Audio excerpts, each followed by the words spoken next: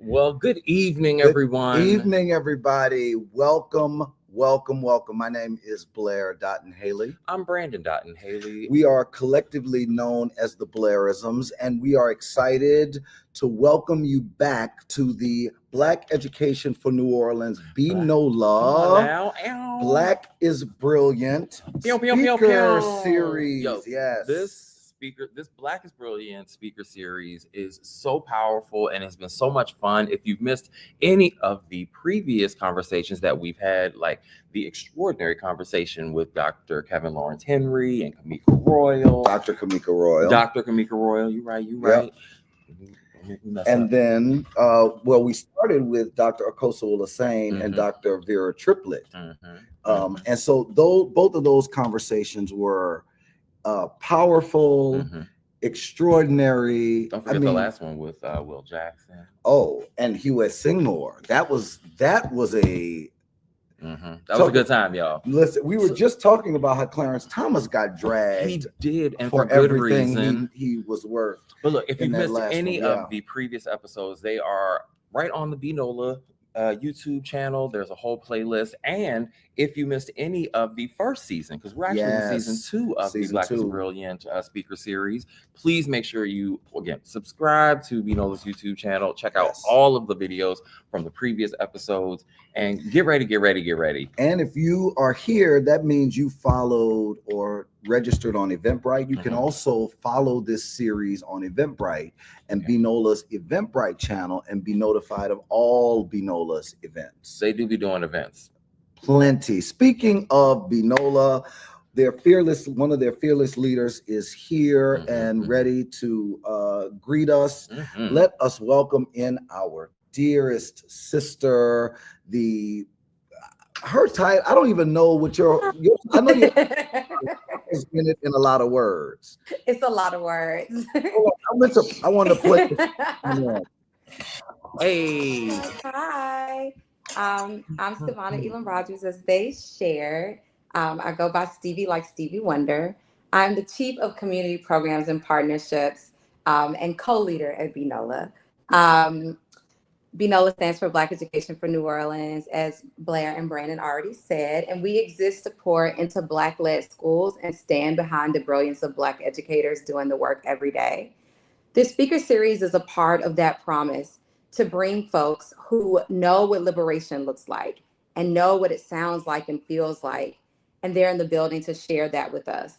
And I could not be more proud to have these two phenomenal women. Sharonda is the CEO of EdLock. EdLock stands for Education Leaders of Color. She started out as a teacher, and now she's leading a national movement to make sure that children of color get exactly what they deserve. She's sharp, and she is one of my favorite people. Rhonda Broussard is also one of my favorite people, and she is the founder of Beloved Community, and she's mapping out real pathways for economic equity in schools. Her work is visionary, and it's rooted, and she moves with so much purpose, and she always has on the cutest lip and the cutest eyeglasses. Her and Sharonda are both known for their fashions. Not that that's what brought us here today, but it must be said. And so I could think of two people no better, right, to talk about liberation, talk about independence and trust and belonging in the Black teacher tradition. So without further ado, all of our love to Sharonda and Rhonda.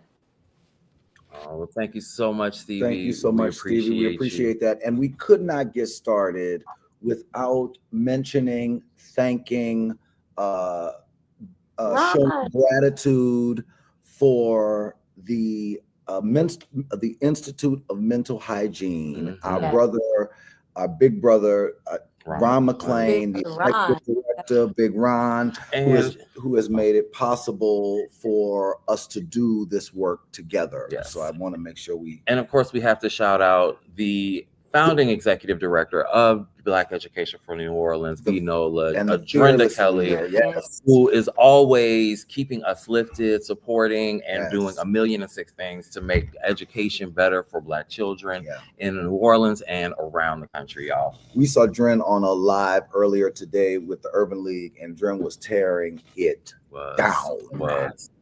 So again, thank you, Stevie, so much for all that you do. Let's go ahead and get it right poppin'. on Let's into go. this. They told me I was ready to tussle. I think they might be ready to tussle. Not with each other. And listen, not with each other, but with the content. We wretling with the content. With the forces in the world that are trying to prevent black children from being educated. Yeah, so distrustful forces in the world. So I guess first what we should do is frame this conversation. Let's ground ourselves. BNOLA has created an extraordinary digital syllabus. If you've not had a chance to check it out and look at it, please make sure you go to their website and take a look at that digital syllabus. It's extraordinary. But one of the things that we're going to talk about tonight is trust and belonging, right? So for Black education in New Orleans, belonging really means being accepted for who you truly are without having to change to fit in with others. It involves embracing one's identity and being appreciated for it, rather than altering oneself to be more comfortable with others.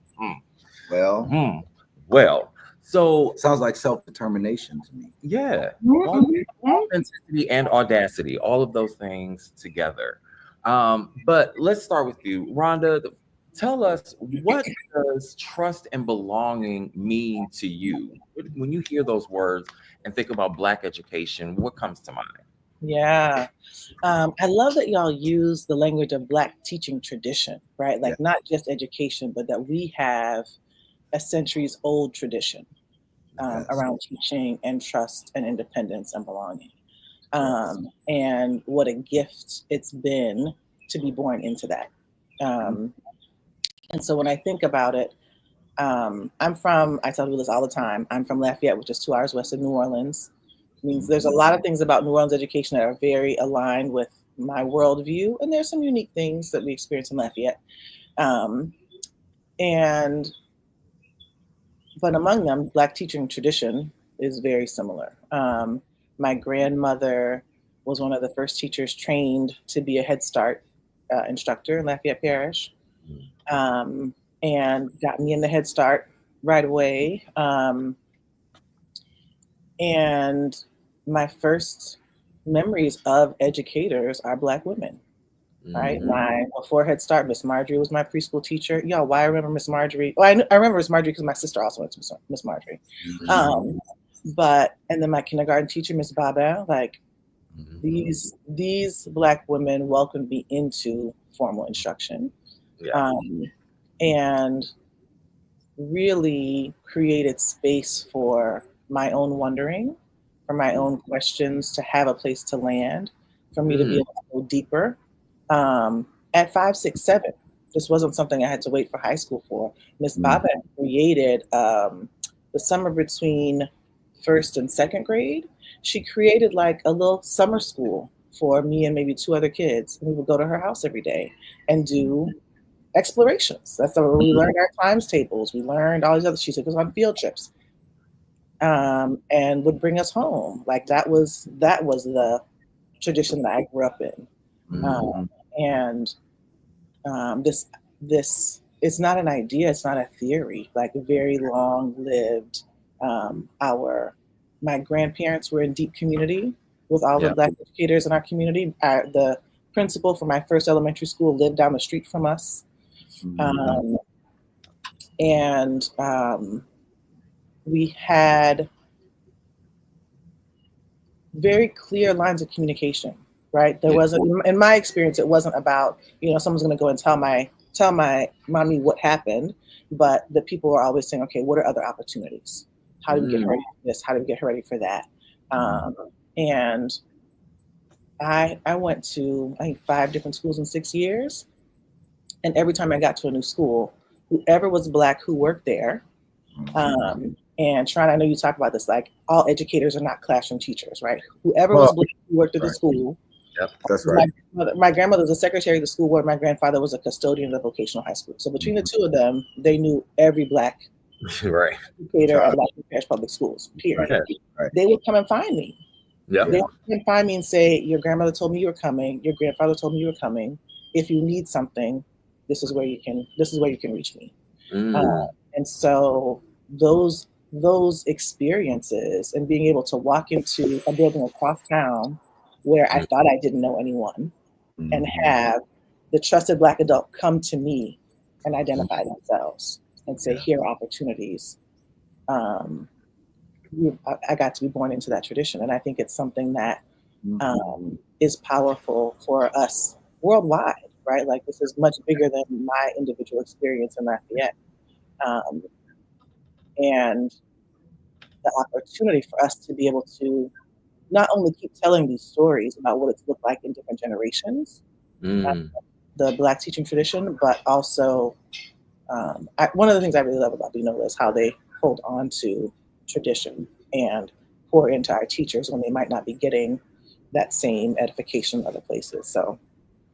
No, I mean, I think this is incredible. And what you, I think, tap into is one of the concepts that Dr. Akosua-Lasane brought up is the idea of the warm demander and this community kind of wrap around to make sure that we all know we got your eyes on you, but in a way to make sure that you're taken care of, protected, supported, and held accountable. High expectations with love. Exactly. Yes, very much.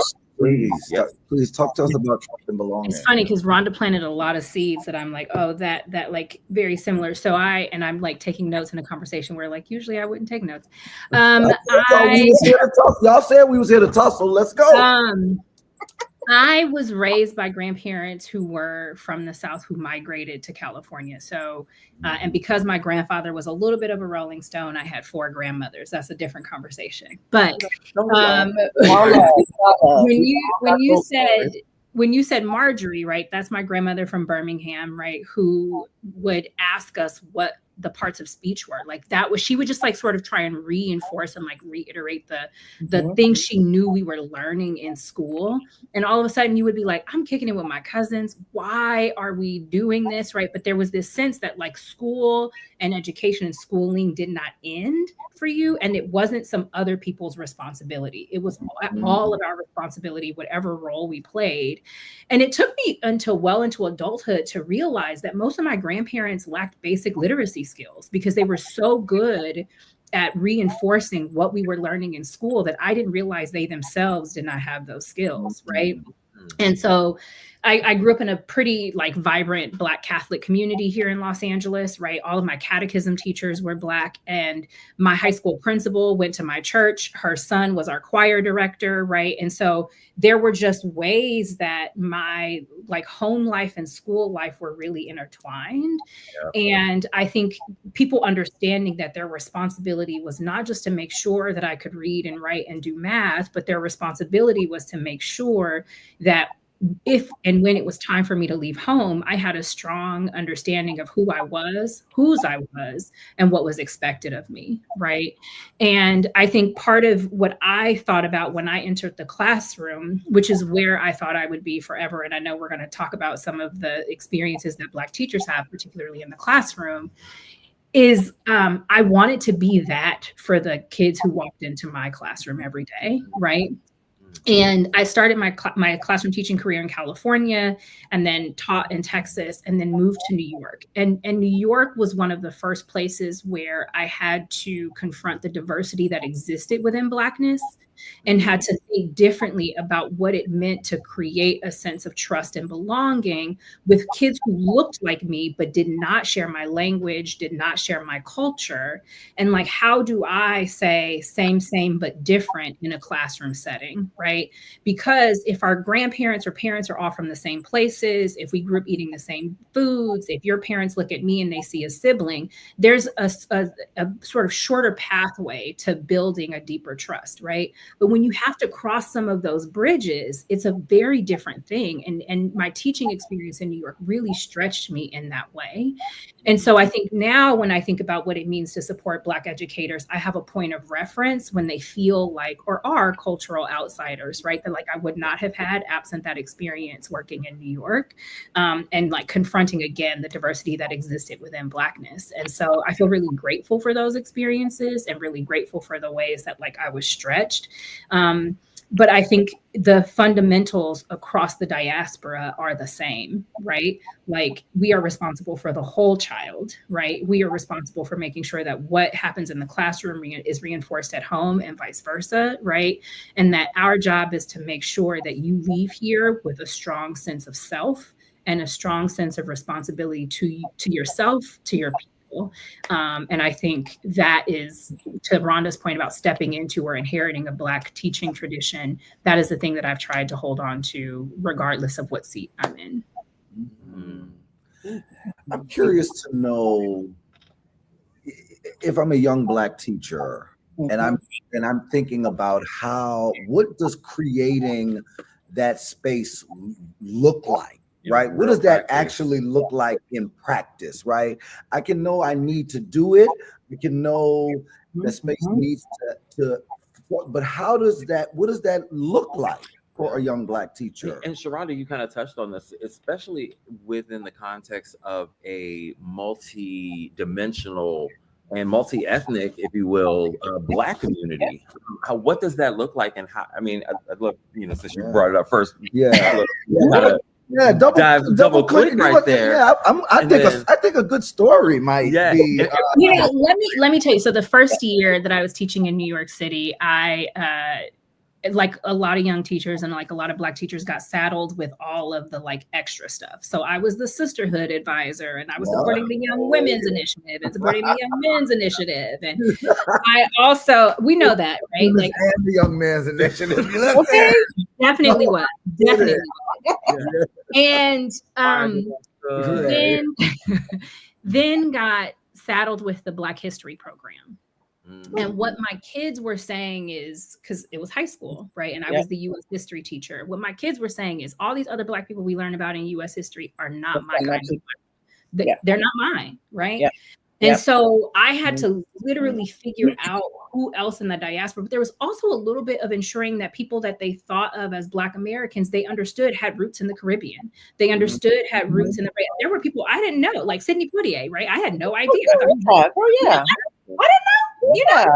There were things that I was also learning and trying to figure out how to pull up some of the sort of the nuances of our own identities, because I also think that in the creation of a Black cultural identity, which I think is important and really beautiful, we can lose some of our own sort of differences, right?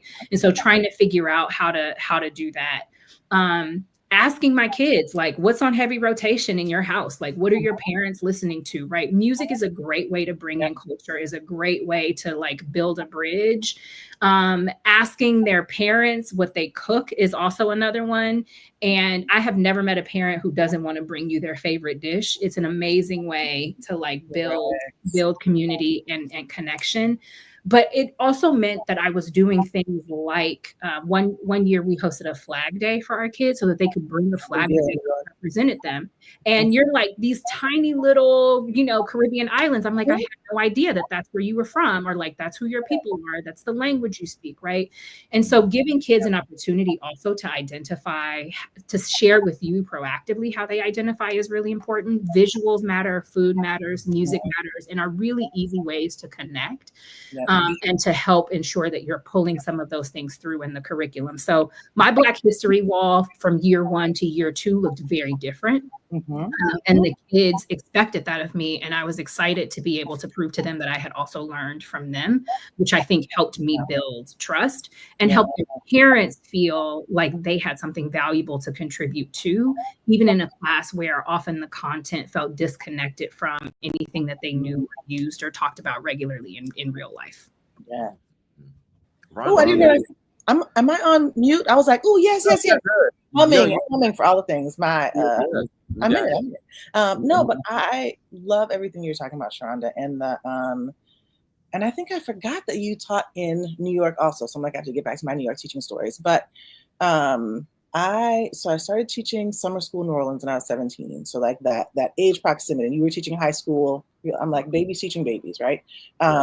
Age proximity was always very real for me as a teacher. And so what I found was that in the young years, in some ways it was easier to create this sense of relationship and trust because I was only 4 years older than my students. And as time grew on, I'm like, okay, I need to tune into 106 in Park at least once a month so I can understand what they're talking about, or like listen to the radio once a month so I can understand what they're talking about. But for the how we create this microcosm of culture and intentionally build belonging, on ramps to belonging in young teaching years, I had the great fortune that, so French is my family's language. I told you I was from Lafayette. So I was a French teacher for the first part of my career, and taught high school in Ferguson, taught dropout recovery in Long Beach, taught in a really affluent suburban Connecticut, which was eye-opening in lots of ways. I learned a lot in those years. And then taught in Brooklyn and Queens with the DOE, and always had my language as, like I got to see it, right? And always had my language as a medium. And I mean, into this day, and I've raised my kids, I have a 16 and 20-year-old, have raised my kids to speak our language. So we have always been talking with people about, you're Black and you speak French and you're not from somewhere else. I'm like, yes, let me tell you our story. Let's talk about migration, all these good things. But for me, it meant as a classroom teacher, like if they never meet anybody else, and the only thing people know about French is Eiffel Tower and baguettes and berets, right? Outside of their experience with me, how can I pour all of this Black Francophone diaspora into this experience? So I always had that as the foreground in our classes. We always had the music, the movie, the foods, like how do we really make this real for folks? But in so many places where I was teaching, until I got to New York, there were no other kids who came from French-speaking diasporas. And then you get to New York and it's like, oh yeah, no, we're Haitian. Oh no, we're from Cameroon. Oh no, we're from this. And so it made it for those students, the ways that I was able to bring and constantly weave language, culture, socio-cultural, historical, political, current events, etc., into our work. They're like, oh, you see me. Like this isn't a pretense. You'd have work time, independent work time, and there'd always be music on in the background. And one day I had on some spicy Haitian compas, and one of my students was like, "Miss, you listen to this in the daytime?" I was like, "Look, shh, it's Friday. Y'all about to be your own life will start soon." But there's how do you do it from Black diaspora perspective and that belonging? I think another thing that was really important to me as a young queer teacher was, how do I front load queerness for Black kids and make space for us to talk, a safe space for them? And again, a really specific example from one of my Haitian American students was, she's like, I've never met a woman Masisi before. She's like, I don't even have a word for women, right? I only know the derogatory term for men. What does that even mean? But like how to create the trust, create the sense of belonging, and in some ways make a space for everyone else to have the conversation, but not have it ever be about the students. About me all day. We can talk about whatever it is that's on your mind, and we can build all of these perspectives in, right? Like, here are the ways that we might get doubly persecuted in our different countries. Here are the things that we're experiencing in our communities and in our homes. And here's the joy, right? Here's the love. Here's the family. And making space for the kids who either, right? I started teaching in the 90s. So the kids who were out to themselves, but not out to anybody else. Right. Who had queer parents and were like, the office knows I have queer parents, but nobody else does. And then the kids who were questioning, figuring their stuff out. Oh, can you come and be the advisor? I'm like, y'all can come and sit here and lunch every day. But like, there's a way in which I think I'll speak from my own young teaching experience, where like I can say, here are the things that I will create as safety. And here are the ways that as a teacher, I might be disciplined, right? As the adult, I might get the judgment and the frustration and shame or whatever people thought they were putting on me, so that the kids don't have to. That is so courageous and selfless, and we appreciate the sacrifice. Yeah, especially as Black queer men. I mean, as you're talking about this, I can't help but think about, especially at the time that you're talking about, you know, the expression you used was front loading queerness. I'm sure that you took a lot of heat for that, especially in you could take a lot of heat. Connecticut was the worst. I'm going to be real. Right, that's what I'm saying. So I'm curious to hear though about how you navigated the kind of heat that you were taking, both front loading. You were front loading Blackness, womanness, and queerness. Yes. Can we talk about the locks? Because what's so interesting, I mean, I think I'm curious because I want to kind of frame this in thinking about the absence of trust and belonging for the educator, right? Like, how do you navigate that where you feel, because we got to be honest, in America, the majority of educators are white women. White women, right? That's just data. That's just data, right? So what does it look like for an educator, a Black educator, to not have that sense of trust and belonging in their own working environment, in the support system that is supposed to be supporting them as they are supposed to be educating and supporting? And what is the potential impact to the children in those? I mean, that's like a research question that I really want us to dig into, with like all of the Black teacher pipeline developments, right? Like, the more self-actualized I am as an educator, how does that turn into what I'm able to do in the classroom with young people, who I'm able to be with them? And like I really want us to dig into that as a sector at some point. I think that I know that for me, I told you I just turned 50. Yeah. Melanin. Okay. But the earlier years, so in my 20s and throughout my 20s, classroom teaching years, early teens, it was I had this bravado that's like, we're gonna fight. That's okay with me, right? We like to tussle. We like to tussle. Y'all don't mean that much to me. Like, you can't hurt me. You can't. And it is, and so there was almost like a performance, right? In the ways that we might do when we're protecting our kids from all kinds of dangers in the world.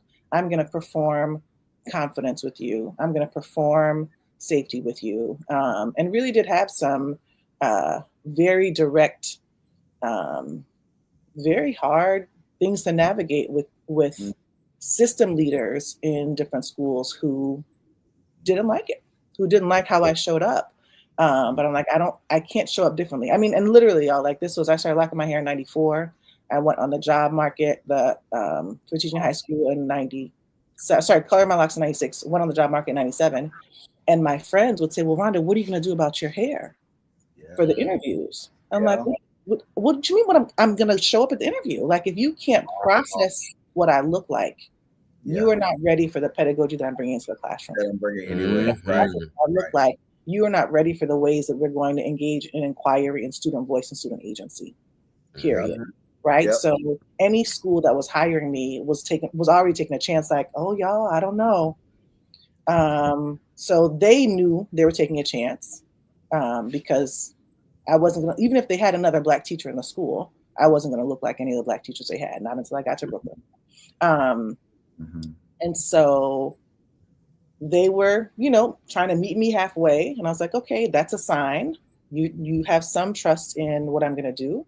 And not to say I was an excellent teacher, but I was. I mean, I love teaching and love being with teenagers. School. That's my people. And so very quickly, my supervisors and department chairs and principals would be like, oh, this woman is a leader. This woman's doing amazing things. It's right. We're going to be fine. But they often didn't know how to support me as a black woman, as a Black teacher, as a queer Black woman. Didn't know how to support any of those things. And I didn't need them to, right? I had outside community who could do that for me, and knew that I had to find that for myself. When I shifted into leading, I started a network of schools, and led our schools for 8 years. And there too, it was like almost like a fulfilled promise, but still a performance, right? I didn't have to fight in my 30s in that same way as a building leader. I was very out. I had my kids. I had my first wife. Like, y'all gonna get all of this. Like, this is who is creating the schools. This is who's running the schools. And again, it got to create some safety for our families who were like, oh, this is the first time I've ever seen anyone like us in positions of power. Yeah. And now in this new season, I feel a lot more calm in my spirit, right? Like, I don't need to fight. I don't need to put on armor to go and do my work every day. I wish I had a BNOLA in any community where I worked, because even working in an all-Black school in Brooklyn with all Black educators and lots of people with locks, they still weren't my people. Right? Still the only out queer person. And I'm like, I know what y'all do. See, we don't. But, right? Like, so in each setting, there was something different that I needed my community to hold for me, because there was not a school that could hold it all. So I love that BNOLA is holding that complexity for our educators in New Orleans, and making space for them to really bring their full selves to what they need to process. And this is the last thing I'll say, because I know Sharonda has a lot of experience to share in this with this reflection too. But one of the pieces of advice and guidance that I carry with me everywhere, when I was an undergrad and I went to PWI, we had maybe still the historically smallest class of Black students. We were like under 30 Black students out of 1,200. Wow. Ridiculous. And Association of Black Students was a big part of our life, our campus life. And we had meetings on Fridays at 5, and then you go to dinner with people.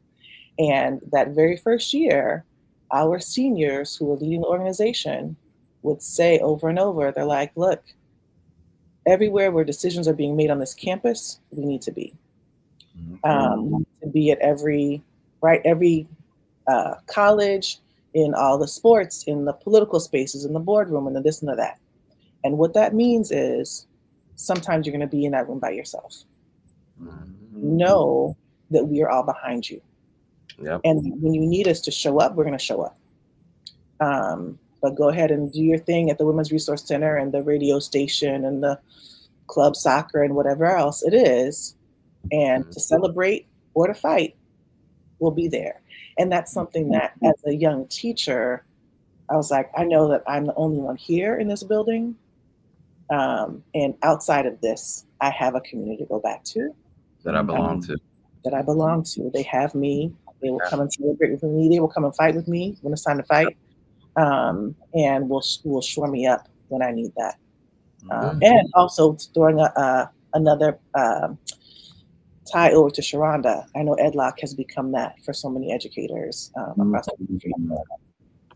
Yeah, I mean, I think it's important to acknowledge and say thanks to the folks who came before us. I'm 41, so a little bit younger than Rhonda, but having someone like Rhonda in my ecosystem who might not even be in my school made it easier for me to show up as all of those things too, right? I don't have locks anymore, but I did, right? And I took my partner, who was a woman at the time, to our Friday night football games in Texas. You know what I mean? And it didn't even occur to me that would be a thing. It was if I'm coming to the football game to support my students, then the person I'm with is coming to the football game also to support my students. And I don't it had never even occurred to me that it might be an issue. You know what I mean? It was just we go to Friday night football games. Together, you know? And when kids are like, well, why'd you move to New York? And I'm like, well, my girlfriend got a job at a bank because that's what you go to business school for. And that's why I'm here. And it just never occurred to me to not talk about that part of who I am. And I recognize that so much of that is because so many people who came before me chose to be out and chose to sort of take the risk. And that's not to say that that is true in every scenario or in every school, but I either my naivete, because sometimes like you're young and you don't know no better, or just the fact that people had come before me and made it a safe and soft place for me to land made that possible. So yeah, thank you. So that's one. On the like, I have so many other thoughts running through my head. I'm like, what was the? Well, we were talking about the absence of having trust and belonging as an educator. I think we see burnout a lot, right? I think we see people, not staying in the classroom, and we think about how costly turnover is to organizations and to schools. There is a big case to be made, a financial case to be made, right, around trust and belonging, helping schools and organizations tend to their bottom line. And I know people don't like to talk about that, but if you are a funder or a fundraiser, that is a thing that you are thinking about a lot and helps us make a strong case. Like if I'm pouring into you year over year professional development, I don't have to run another search, I don't have to whatever, like that is saving me time and money, right? And so retention as a result of having created a safe community and safe space and sense of belonging for your educators really matters, right?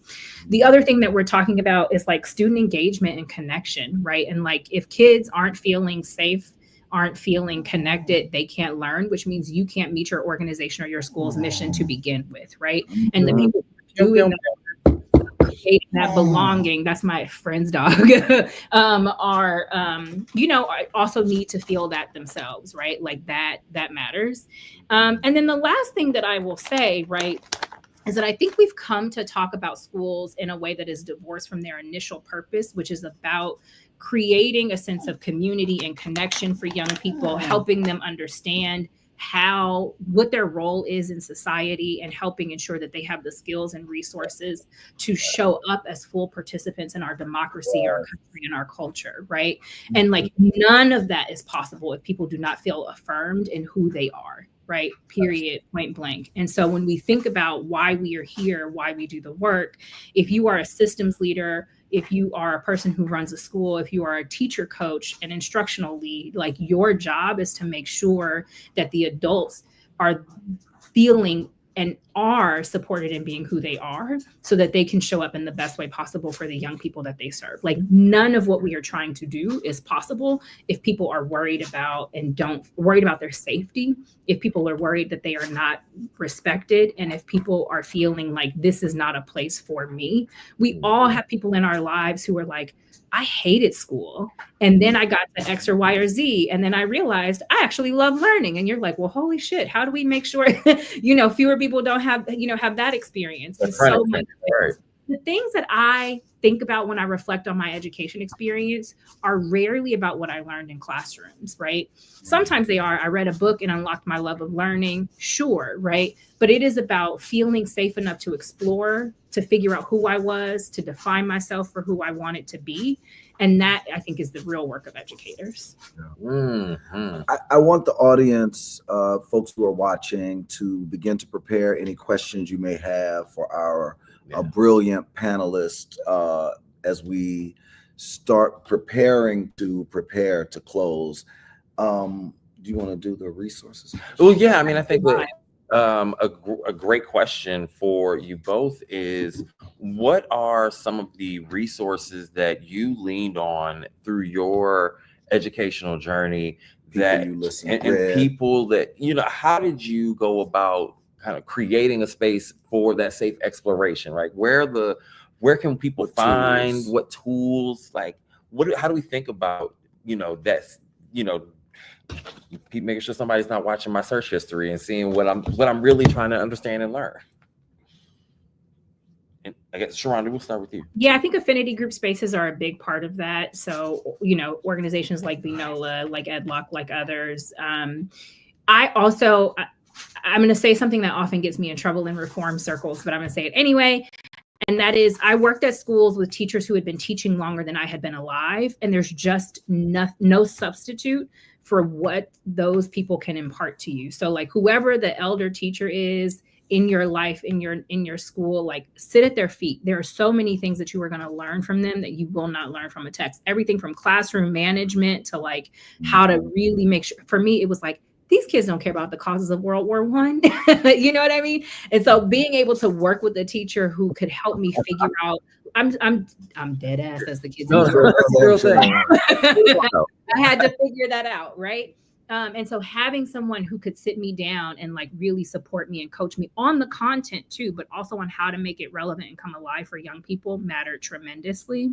Mm-hmm. I think the other thing that we sometimes neglect is our own learning. And so I think, you know, most of us exist in communities where there are other learning institutions outside of our schools, and we have to remain part of those learning communities and institutions, right?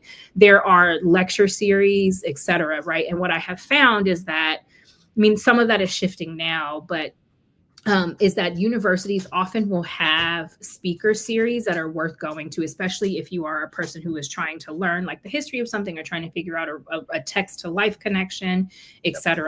And then lastly, I would say, more times than not, people who are not connected to kids full time want to take any opportunity they can to be there. So if there is a text to life lesson that you are trying to help young people learn, and there is somebody who like is embodying that or who is doing that work, shoot your shot, man. I have like gotten lots of yeses from people who are, you know, big names who are like, I never get asked to come spend time with young people. I never get asked to come share my experience. And so I think there are also ways for you as an educator to learn alongside your students by inviting those people into your school and learning communities.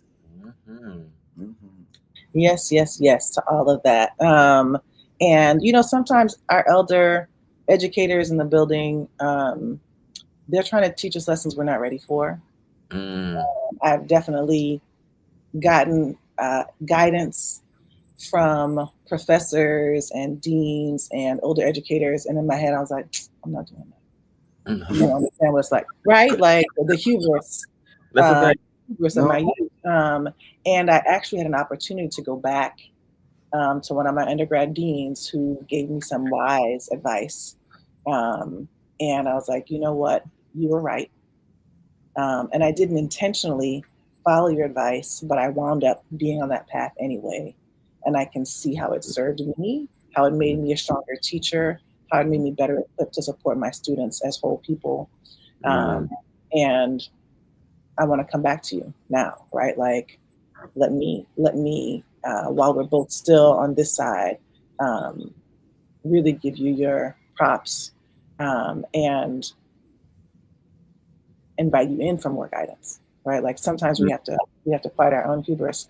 But to your point about resources, y'all know we didn't have the internet like this when we were young, or when I was a young teacher. So none of this, none.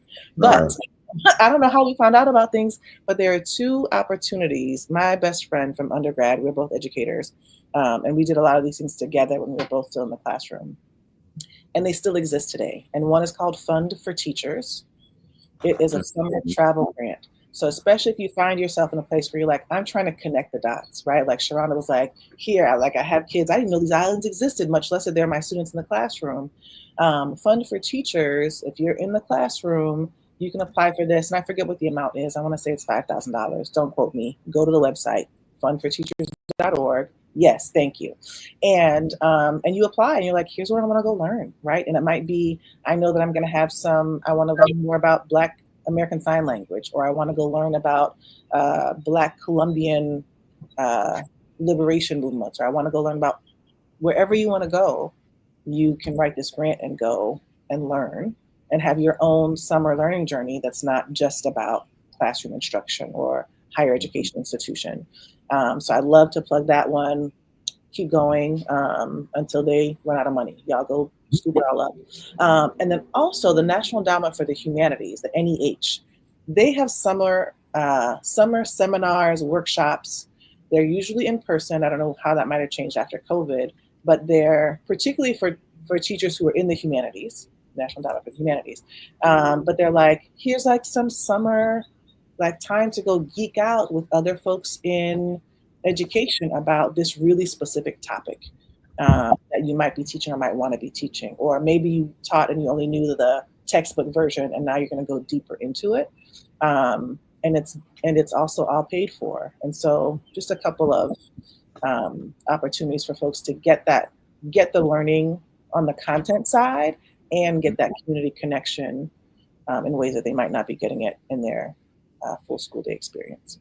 Mm-hmm. Please, now is time. If you have a question for our panelists, please drop it into the chat. I can't help but think about, as we talked earlier about the data around who or what the majority of teachers in America look like. That means that most of the young people that look like us are going to majority end up in classrooms that are not structured or created with this idea for trust and belonging for them.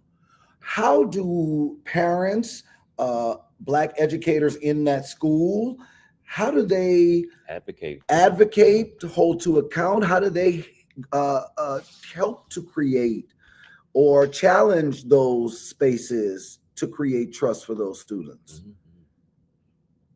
I mean, I'm still surprised. The way you nod, I'm ready. I'm still surprised every year when I'm talking with friends, other Black mothers who like, yep, I chose to put my kid in this super white school environment.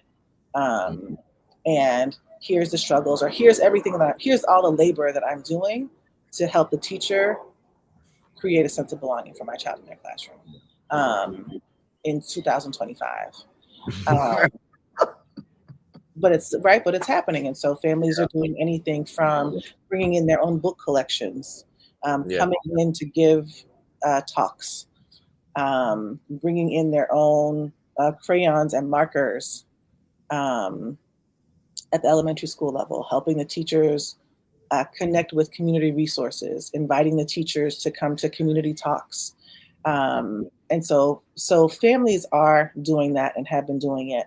And this is my unpopular statement in ed reform space, is because we know that the majority of certified teachers are coming out of our state higher education institutions, and most of them are white women from suburban and or rural communities. We have to actually figure out how we reach them, because because our kids aren't always going to have a Black teaching tradition in their education experience, or it might be an anomaly, or also gasp, the one Black teacher they have might not be a good teacher, y'all. We're not all good.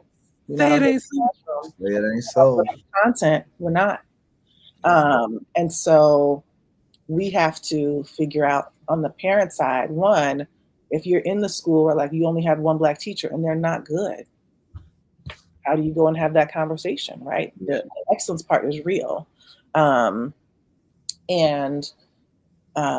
What are the conversations that we need to have from a pedagogy, from a skills perspective, from a culture perspective, not just with the classroom teacher, but with the department chair, with the school leader, right? Because they're the ones doing the hiring, they're the ones who are running the professional development experiences. They're the ones who in some schools are approving the curriculum materials, approving the field trips, et cetera. And to say, what would it look like for us to have a school-wide commitment to this period, right? Beyond the day or the month, is there a value that we can pull through our K-8, K-5, K-12 experience in this district that does respect and create a space of belonging for our young people, even if before you can staff up in a way that's representative for our kids. Right. It's possible. Yeah, sure. One more thing on that is I also think it's important. So there's some organizations that have tried to push at the state level to ensure that universities are including some sort of requirement for like teachers to go through some sort of cultural competence certification, right? That's gotten really messy. And obviously, given the state of like the world right now, a lot of those efforts are stalled. But I do think there are conversations happening, across the country around what it could mean. I also think that, to Rhonda's point about needing to reach white educators, it's like white kids and other kids who are not Black also need positive experiences of Blackness, right? And positive notions and images of Blackness. And so it's less about like, do this as an accommodation for my child, and more about, if we are serious about setting young people up for success in the real world, there are Black people in the real world. Oh my God. Okay. And at some point, your child is going to have to interact with those people, work with those people, etc. And you don't want them to be asking ridiculous questions, right? At the very least, we can talk about shame and embarrassment, really effective organizing and mobilizing tools. You know, so that's one thing. Do you want me to speak to the question in the chat? I'm going to put it up. Yeah, I'm going to put it up now for us to Julia. Yep, go. Yeah. So my sense is that, and I think, you know, being in community with a group of educators from New Orleans in particular, and thinking about this year being like Katrina 20, right, is there was a sense that if anything was working right before, we wouldn't need this major reform. And so often what older educators represent for people is the thing that does not work, right? And so what we are trying to do, if we are trying to reform or overhaul this system, is get rid of everything that did not work. And so if you have been in this school building for 20 years and you were actually a good educator, then the following things would be true. But because the following things are not true, you are not a good educator, right? Yeah. And so that had been the sort of reform logic, right? Yeah. And so there's that. There's also the cost of retaining veteran educators, right? Like people deserve to be paid for their experience, et cetera. And when we are talking about how to save systems money, oftentimes that happens on the backs of classroom teachers, right? Across the country. And so we see lots of efforts to push veteran educators into early retirement, or to pull them out of the classroom and into other leadership roles so that the staffing lines for classroom educators don't look a certain way, so that other educators don't think they can ask for or demand certain wages or salaries, right? So we also see a cost-cutting push in some instances. Yep. And then I think lastly, you might walk into a veteran educator's classroom and see an approach to teaching and learning that is not in a reform-friendly textbook or teacher training program, right? You might not see young people sitting in STAR. You might not see silent hallways. You might not see, but that doesn't, because you don't recognize it, does not mean that teaching and learning is not happening. But oftentimes people are observing veteran educators using a framework that doesn't acknowledge what is really happening and doesn't see what veteran educators bring to the experience. And so often you are seeing people say, well, this educator didn't do this, didn't have that, the do now wasn't on the board, you know, whatever that thing was. And so there's a sense that veteran educators are a hurdle to the reforms that we want to see, and not an asset to be tapped into, and definitely not a coaching or educator mentoring force. And to add on to that, and I'm sure there are books about this, if not some other YouTube series, but the ways that, again, if you go back to Black teaching tradition, veteran Black educators have absolutely informed so much of this codified ed reform instructional practice work that has been pushed out and led by white systems leaders, that it doesn't look Black anymore. When these actual practices, these ways of being, these ways of relating to content and text and people were created within our Black teaching tradition. And so there is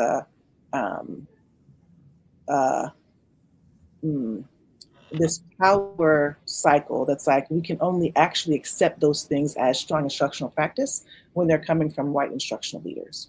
This elder Black educator was doing the same things. They weren't recognized as being an expert in that same way. They weren't heralded. They didn't get the books and the frameworks and the schools named after them. And the money. Right. Did not get the money. Get the money. And the money. Yeah, I mean, I think we see that a lot in just the ways that, in life, across every industry, but also specifically in the ways that, we talk about, that Black educators come up with creative and inventive ways to make the content or the curriculum more relevant to their students, or, we see it all go viral online all the time, and we're like, well, it clearly is working because it resonates with so many people and the kids are learning. So why are we not, tapping into the brilliance that they're clearly bringing to the fore? This has been absolutely extraordinary. This time goes fast. I know I can sit here and talk to y'all about Black education all night, but we don't want to hold y'all because we know that y'all are already working extraordinarily hard to make the whole of the education system better for all Black children. And thank you for not only your time tonight, but thank you for the work you are doing and the work you have done. Thank you on behalf of all of the students, the young people who went through your classrooms feeling like they were in a safe space, that they belonged. It's so important, especially as Black and queer and women. I mean, it's just, thank you so much. What would you both like to leave with the people tonight? Sure. I'm gonna let whoever starts talking start. Rhonda, you say you always ready to tussle, so. I'm not. I'm leaving on peace vibes, y'all. I'm leaving on peace vibes. You're right. Tonight. No, but the thing that I think one of my eternal pieces of guidance for folks is, whether you are working with young people as your profession, in your family, in your community, if you can make space and time to quiet yourself, quiet your own ego, quiet your own 5-year plan. I'm guilty of the 5-year plans. The young people are telling us what they need from us. They're telling us what they need when they need it. And our first job is to be able to listen to that, hear it, elevate it from them, and then help them figure it out for themselves. So that's my forever parting words. Thank you, Rhonda. And I think mine in this moment are a reminder to fight fiercely for community and our connection to one another. I think everything that we are seeing right now is attempting to tell us that the pie is shrinking, right? To incentivize us to retreat to our respective corners, to say, if you win, I lose. And one of the things that is very true about Black people, Black communities, and certainly Black educators in the Black teaching tradition is that even if we didn't call it abundance, we've always had a sense that there was more than enough for all of us. And there is more than enough for all of us, and all of us can thrive, and we have to do it with each other. And so lean on your community in this moment, whatever that looks like for you. And hopefully you have multiple communities that you can lean on, right? But I think that the wrong thing to do in this moment is to retreat inward, even as things are feeling harder. And I know a lot of us cope that way, right? But the only way we make it through this moment, and the only way our kids make it through this moment well, is together. So yes, which is why we are all here. Thank you both so much for being here with us tonight. We will be back at the end of May, on the 28th of May. Is that right? 30th? No, it's May 30th. It's the last Wednesday in May. It's the last Wednesday in May. It is the last installment of this season of the speaker series, y'all. So it is the 28th of May. Oh, he was right. Usually, sometimes. It is the 28th of May. We will be joined by the executive director of the Amistad Research Center, Kathy Hambrick, and the president and CEO of the Children's Defense Fund, Dr. Starsky Wilson, my Xavierite brother. Thank you so much for tonight. So much for tonight. Thank you all for who joined in the comments. Thank you for your time tonight. Please make sure you are following BNOLA on YouTube, on Eventbrite, on Facebook, on Instagram, and make sure you are supporting the work of BNOLA in other ways than download tonight. And share the digital syllabus. Yes. Y'all check that out. It is such a helpful resource as we're talking about how not only trust and belonging, but really what are the tenets and the pillars of the Black teaching tradition? What are those things that we know to be true, that we can carry forward, that we've learned from the veteran educators, that the new educators can continue to enhance and build upon to make sure that we are creating a quality education for all Black children everywhere, y'all. So again, thank you so much to Nola for the work that you're doing. Everybody, please continue to support one another. Let's do this together. Yes. And have a good night, everybody. We love y'all. And until next time, peace. Thank y'all.